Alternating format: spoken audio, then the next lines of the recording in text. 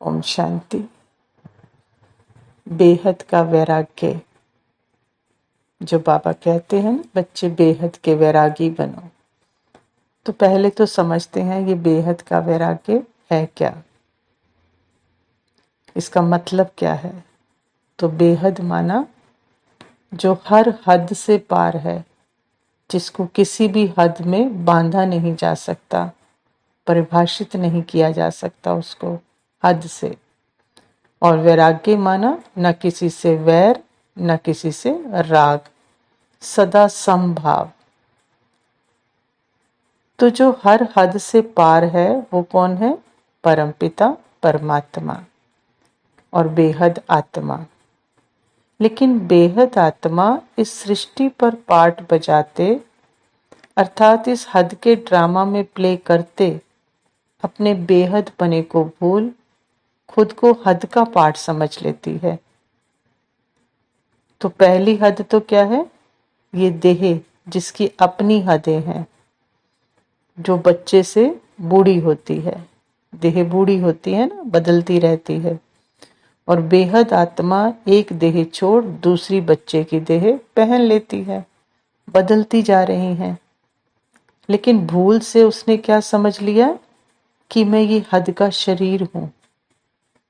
और अमर अजर आत्मा, अविनाशी आत्मा, जो कभी बूढ़ी नहीं होती, कभी मरती नहीं है ना, वो सोचती है मैं बूढ़ी हो गई हूं, अब मैं मर जाऊंगी। तो ये सारे संकल्प कौन करता?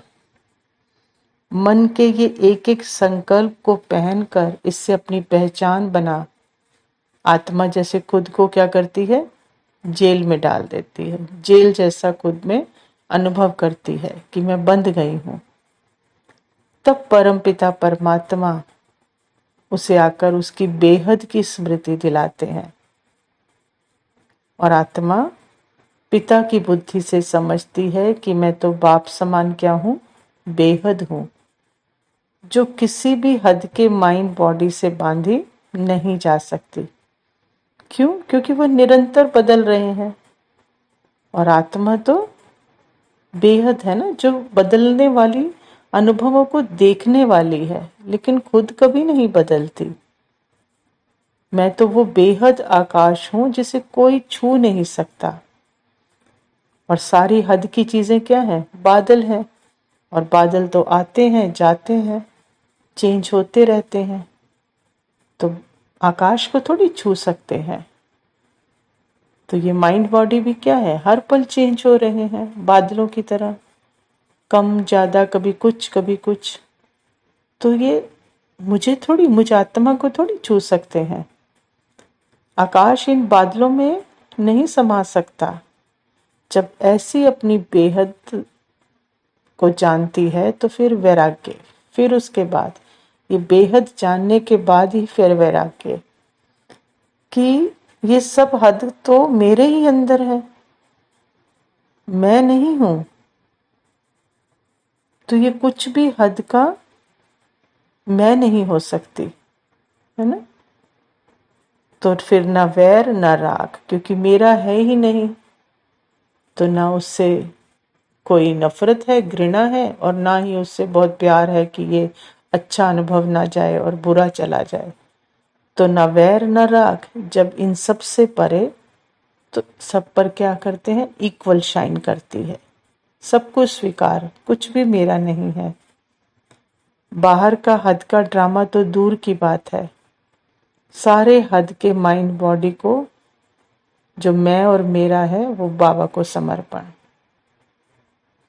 सब हद का मैं और मेरा जिस जिस से भी लगा रखा है, किसी भी संकल्प तक से भी मेरापन नहीं।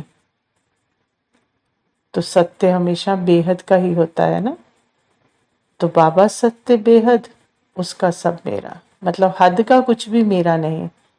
किसी भी माइंड बॉडी की किसी भी अनुभव को मैं मेरा नहीं, वो बाबा को समर्पण। और बाबा का जो बेहद बाबा का है, वो मुझ बेहद आत्मा का है।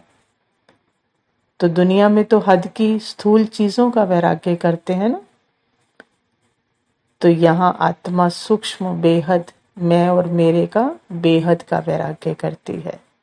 इसी को बाबा कहते हैं बच्चे, बेहद के वैरागी बनो। सारी हद की चीजों से वैराग और बेहद आत्मा का सब कुछ, बेहद परमात्मा का जो है वो सब कुछ उसका, ये है बेहद का वैराग्य। ओम शांति।